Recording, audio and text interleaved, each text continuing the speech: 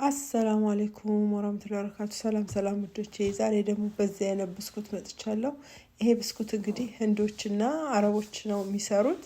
እንግዲህ እኔ ሞክሬው ሰርቼው ወድጄዋለሁ። ምክንያቱም እኛ ያለንበት ሀገር ከሱቅ ነው ከምንገዛ እኔ ሰርቼዋለሁ። እንግዲህ ይሄ ለመስራት 4 እንቁላልና 1 ካፕ ስኳር፣ 3/4 ዘይት ያስፈልጋል። የሚያስፈልገውን ሁሉ ዲስክሪፕሽኑ ላይ ጽፍላችኋለሁ። ከሱ ማየት ትችላላችሁ። መስራት ከፈለጋችሁ ስፔሻሊ ሻይ ሰዓት ላይ ለስናክ ሰዓት ላይ እንዴት እንደሚመች እንግዲህ በጣም መገመት ትችላላችሁ። እንግዲህ ውዶቼ 1 ካፕ ስኳር አድርገን ከዛ በኋላ ዘይት አድርገን መምታት ነው። በጣም ቀላል አሰራር ነው። ሞክሩት። በቤት የምትሰሩት ነገር ከጽዳት ጀምሮ ሁሉ ነገር ደስ ይላል። ስለዚህ መሞከር ትችላላችሁ ኢንሻአላህ። እንግዲህ እንደዚህ አድርገን እኔ ትንሽ ፉድ ከለር የምግብ ቀለም አድርጌበታለሁ። ይሄ ኦፕሽናል ነው፣ ባታረጉበትም ምንም ችግር የለውም።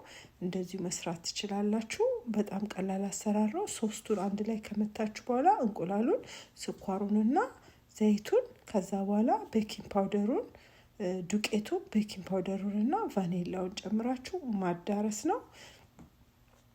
የማይከብድ ነው። እንደዚህ ቀለል ያለ ነገር ነው ላመጣላችሁ እንግዲህ የምፈልገው። እናንተም ለማየት እንዳይሰለቻችሁ ለመስራትም ውስብስብ እንደዚህ ቀለል ያለ ነገር ጥሩ ነው ብዬ ስላሰብኩ ነው። እንግዲህ ውዶቼ ይሄ ብስኩት የመጀመሪያ ዙር ከበሰለ በኋላ አውጥተን እንደገና መጀመሪያ ዙር ላይ በ350 30 ደቂቃ እናበስለውና በ350 ፋራናይት ከዛ በኋላ እሱ ከበሰለ በኋላ አውጥተን እንግዲህ ታዩታላችሁ ቪዲዮ ላይ። ያው እኩል ስላልሄድኩ እንትን እንዳይላችሁ ብዬ ነው። ካወጣ ነው እንደዚህ አድርገን እንከተዋለን። ከ35 ደቂቃ በኋላ ተመልሰን እናየዋለን።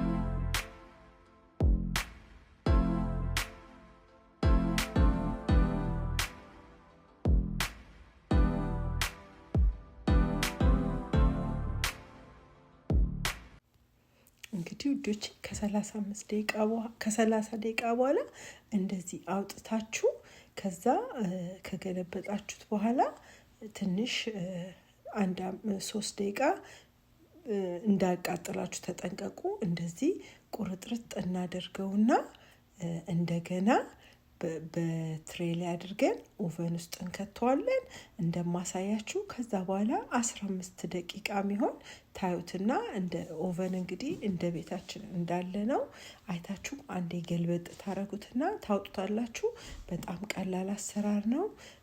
ሰርታችሁ ከሻይ ጋር እንግዲህ አንዳንዴ ቁጭ ስትሉ ሙቪ ለማየት ሻይ ለመጠጣት ስታስቡ ይሄ እንግዲህ በጣም አሪፍ ኦፕሽን ነው። ሞክሩት ውዶቼ። ስለምታዩልኝ ከልብ አመሰግናለሁ። በሌላ ነገር እስከመመለስ ባይ